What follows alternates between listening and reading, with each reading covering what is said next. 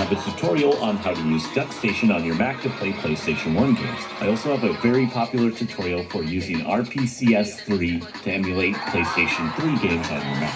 Hopefully this version of this tutorial stays relevant longer, because my last one referenced AetherSX2, which is a ARM native version of PCSX3. It doesn't perform better on Apple Silicon Macs. But PCSX2 runs great on even Apple Silicon Macs, including the M1. I think even the M1 can do okay. So, thanks for watching this. I hope this was informative, and thanks to my patrons. Peace.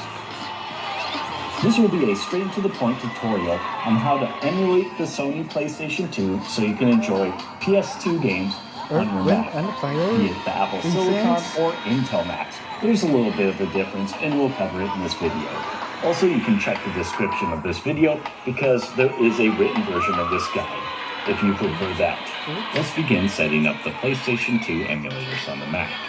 If you're using an Intel Mac, you will want PCSX2, and the Apple Silicon Mac users will want AetherSX2, which is the same emulator but optimized for mobile chipsets and the Apple Silicon. This will not run under an Intel Mac, whereas PCSX2 will run on a Apple Silicon Mac, but at greatly reduced performances. Remember, the links are in the description of this video. We do not want to download the stable releases, we want to download the nightly builds. These are the ones that support the Meta Graphics API. So just scroll down here to nightly builds, you can download the Mac OS version, and we're going to do the same for AetherSX2. Let's go down here, download the most recent.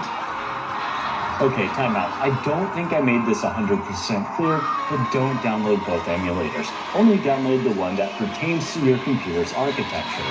That is AetherSX2 for Apple Silicon users, and for Intel Mac users, that's PCSX2. You can always, again, check the architecture of your Mac.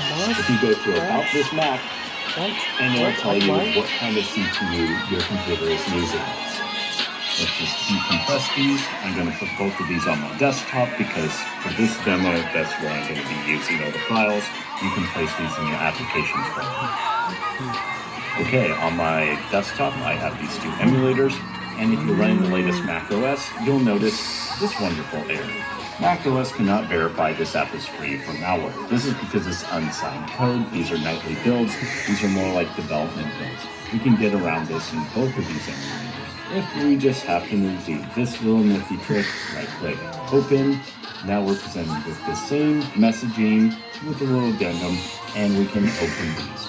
So let's do that for both emulators.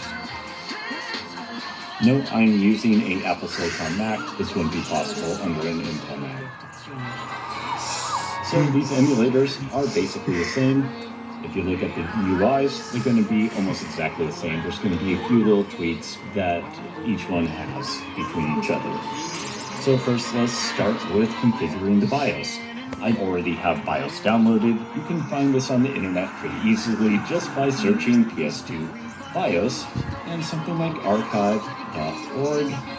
If you were to click on this link, you could probably download it here. I'm not recommending you do that. If you want to keep this 100% legal, you can look up instructions on how to dump the BIOS off your PlayStation 2 on the internet. There's plenty of places that tell you how to do this to keep it 100% legal. I already have the BIOS on my desktop, so let's configure the emulator. I'm going to go to Preferences, and then under the BIOS, I'm just going to browse. It's on my desktop. It's going to ask me for permissions to use my desktop, which is fine. And I have this folder open.